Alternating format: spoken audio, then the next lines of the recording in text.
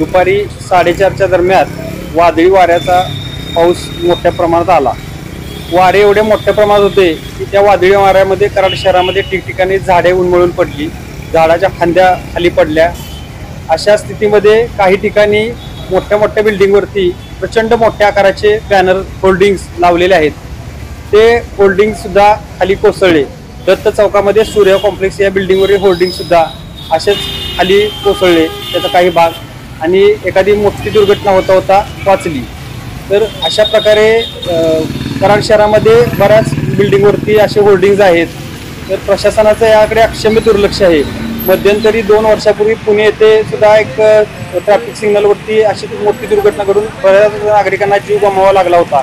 तसेच गतवर्षी मुंबईमध्ये पेट्रोल पंप नजीक असेच एक मोठे होल्डिंग वादळी वाऱ्यामुळे उन्मळून पडले व त्या ठिकाणी सुद्धा बरेच नागरिक मृत्युमुखी पडले होते।